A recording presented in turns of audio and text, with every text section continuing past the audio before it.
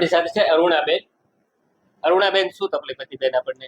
મણકાની તકલીફ હતી, નસમાં દુખાવો હતો, કમરમાં દુખાવો હતો, નસમાં દુખાવો હતો. અને બેન આ તકલીફ કેટલા ટાઈમથી થતી? એ મને 2-3 મહિનાથી હતી. 2-3 મહિને તકલીફ થતી, બરોબર? હા. અને આમ તકલીફ થતી, તકલીફમાં શું શું થતું? એટલે દુખાવો થાય, ઊભી ન થઈ શકું, હલાય નહીં, અને આમ બેસાય નહીં. બરાબર. રૂટીન લાઈફમાં આપણને એ બધી તકલીફ થતી હતી. ચાલવામાં પ્રોબ્લેમ હતો, બેસવામાં તકલીફ હતી, એક પગમાં ખાલી આવતી, દુખાવો. બરાબર. પડખું ફરાય નહીં. બરાબર, પડખું ફરાય નહીં, ટૂંકમાં આ બધી તકલીફ થતી. પછી મને મળ્યા એ પેલા કોઈ ડોક્ટરને બતાવેલું બા? એટલે અહીંયા રવિ સરને બતાવ્યું હતું, એટલે એને એમ કીધું મણકાન ડોક્ટરને બતાવો. બરાબર. પછી અમે અહીંયા આવ્યા. બરાબર, ઓકે, બરાબર. અને આપણને તકલીફ શું હતી? આપણને ખસી ગઈ, બરાબર. પછી એક મણકો તમારે મહિનો ખસી ગયો છે, બીજો મણકો રેટ્રોલિસિસ છે અને માઇલ્ડ ફેશિયલ જોઈન્ટ એથ્રોપેથી છે. ટૂંકમાં એક આ મણકો છે ને બાજરી ખસી ગયેલો છે, માઇલ્ડ આ મણકો, અને આ એક ગાદી દબાઈ ગઈ છે, છેલ્લી ગાદી છે એ દબાઈ ગઈ છે, ઘણી દબાઈ ગઈ છે. એ ગાદીના ડાયામીટર હોવા જોઈએ 12 થી 27, કેટલા થઈ ગયા? 6 mm.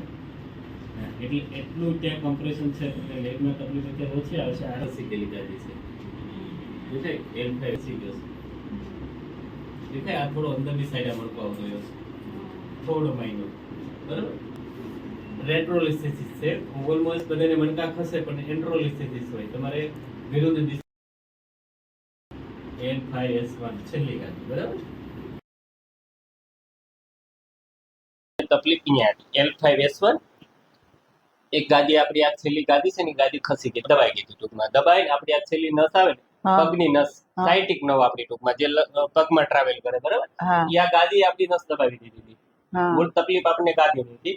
ગાદી ખસીને આપણે આ નસ દબાવી દીધી હતી. નસ દબાણી એટલે ટૂંકમાં આપણે જે સર્ક્યુલેશન લોહીનું થતું હોય ઓછું થઈ ગયું, એટલે તમને આખો પગ ફાટતો, ત્યારે ખાલી ચડે, બરાબર. એ બધી તકલીફ આપણે ગાદીની હિસાબે હતી, બરાબર. હવે આપણે આપણી સારવારથી શું કર્યું? જે ગાદી ખસી તેને આપણે ટૂંકમાં આપણી ટ્રીટમેન્ટ થઈને ધીરે ધીરે કરીને એને સેન્ટરમાં ગોઠવી, બરાબર. અને અત્યારે તમને સારું બી છે, બરાબર. આ મણકા પર થોડુંક રેટ્રોલિસિસ થઈ ગયો, ટૂંકમાં થોડો ખસી ગયો હતો, નીચે ગાદી દબાણી એટલે થોડુંક L2 L3 ઉપર થોડો લિસ્ટિસ થઈ ગયો હતો, બરાબર.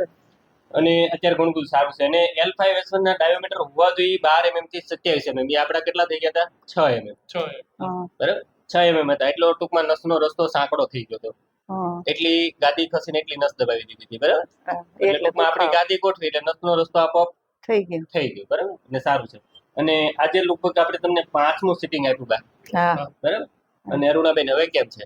હવે સાવ સારું, કઈ તકલીફ હવે નહીં? 100% 100% સારું, બરાબર. અને અરુણાબેન, કેવી લાગી તમને બધી સારવાર?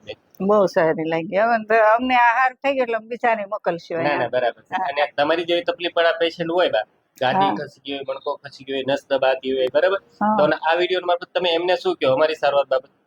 એટલે સારું છે, સજેસ્ટ કરવું એમ તમને જે ટ્રીટમેન્ટમાં બહુ બેનિફિટ મળશે, વગર ઓપરેશન, બરોબર, કે એ તમને પ્લસ પોઈન્ટ છે કે આમાં અમારી ટ્રીટમેન્ટમાં બહુ મેડિસિન તમને નથી આવતી અમારા તરફથી, બરોબર. વિધાઉટ મેડિસિન, વિધાઉટ સર્જરી, જે આપણને રિઝલ્ટ નેચરલી જે અલાઇનમેન્ટ બગડ્યા છે એ નેચરલી આપણે સુધારીએ અને આપણને સારું થાય છે, બરોબર. એટલે સાહેબ કમરનો દુખાવો એવો છે, તમારે બેડ રેસ્ટ લેવું પડે. હા, બેડ રેસ્ટ લેવો પડે, બરોબર. કારણ કે એની સર્જરી કરાવો, અમુક સર્જરી સક્સેસ થાય, અમુક નથી થતી. એમ તો આપણે તો કસરત થી એટલો બધો ફાયદો થાય છે, તો એ પેલું પ્રાયોરિટી એને અપાય. ના, બરોબર. હા, એ આપણો ઓપરેશન, એ આપણો તમે એકદમ લાસ્ટ રસ્તો છે, એટલે વચ્ચે આ કરી શકાય અને રિઝલ્ટ પણ મળી જાય છે.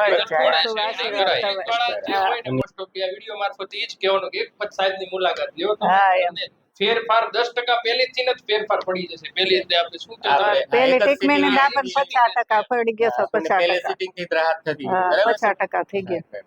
અને અરુણાબેન, આ વિડીયો મેં YouTube ઉપર મૂક્યા બા, તમારી જેવી તકલીફ વાળા દર્દી જોવે તમને ખ્યાલ આવે બાને આવી તકલીફ હતી, વગર દવાથી અને આ ટ્રીટમેન્ટ થી સારું થઈ ગયું. તમારો કોઈ હેતુ એ હોય, બરોબર. ના મૂકીએ ને બા? હા, મૂકો. ચાલો, તમે આગળ વધો, અમારા આશીર્વાદ છે તમને. અને તમારા જેવા વડીલોના આશીર્વાદ છે. ભગવાનને સવારમાં એ જ પ્રાર્થના કરી કે અમારા હાથથી બધા દર્દી સારા થાય. એટલે કહું છું, અમે જે તકલીફમાંથી ઊભા થયા એ બીજા થાય ને. ના, બરાબર છે. બસ પેલો રાખજો, બસ પડશો નહીં પેલું, બસ